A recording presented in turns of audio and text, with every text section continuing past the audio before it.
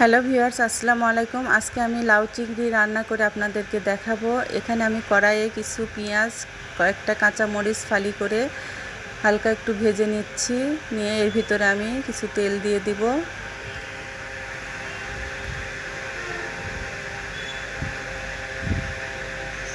আমি তেল দিয়ে এটা একটু ভেজে নেব। আমি এর ভিতরে কিছু গোটা জিরে দিয়েছি, ওটা আমার ক্যামেরায় আসেনি, অফ ক্যামেরায় আমার দেওয়া হয়ে গেছে। এখানে আমি আদা, রসুন, জিরা বাটা এবং পেঁয়াজ বাটা একসঙ্গে বেটে নিয়ে দিলাম 2 চামচ।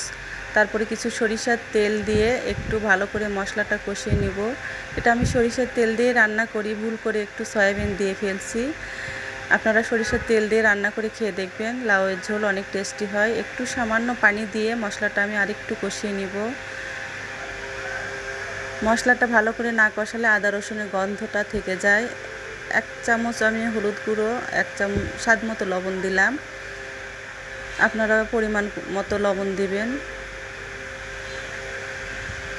লবণটা দিয়ে আমি মশলাটা আরও ভালো করে একটু কষিয়ে নিচ্ছি। মশলাটা তেলের উপরে চলে আসলো। এরকম তেলের উপরে চলে আসলে আমি একটা তেজপাতা দিয়ে দিলাম। দিয়ে আবারও মশলাটা আমি ভালো করে কষিয়ে নিচ্ছি। আর মশলাটা কষানোর মধ্যেই তরকারি টেস্ট চলে আসে। এ পর্যায়ে আমি চিংড়ি মাছটা ভালো করে পরিষ্কার করে ধুয়ে নিয়েছি। দেখেন আমি লেজটা কেটে ফেলে দিয়েছি। লেজের ভিতর সাইড থেকে একটা লম্বা একটা নাড়ি থাকে, ওই নাড়ির ভিতরে অনেক ময়লা থাকে, ওই ময়লাটা আমি ফেলে দিয়ে পরিষ্কার করে ধুয়ে নিয়েছি। অনেকে দেখা যায় লেজ সহকারে ময়লার ওগুলো সব সহকারে রান্না করে খায়।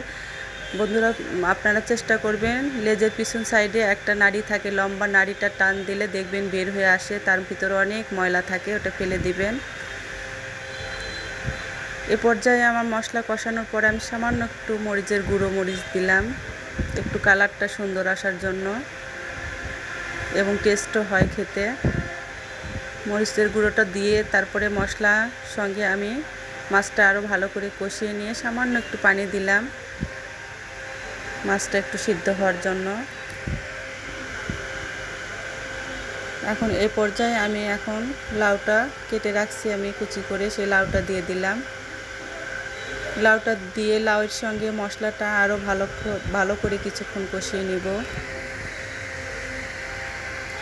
লাউয়ের তরকারিতে বেশি করে মশলা, লাউ এগুলো কষাতে হয়, না হলে লাউয়ের একটা কাঁচা গন্ধ থেকে যায়, খেতে ভালো লাগে না।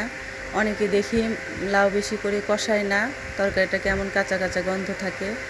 আমি ঢেকে দিলাম কিছুক্ষণ লাউটা সিদ্ধ হওয়ার জন্য। লাউটা ভালো করে সিদ্ধ হয়ে গেছে, অনেকটা পানি বের হয়ে আসছে। দেখেন এই পানিতে আমার লাউটা অর্ধেক সিদ্ধ হয়ে গেছে। আমি আরেকটু কষিয়ে নিয়ে তারপরে একটু ঝোলের পানি দিয়ে দিব।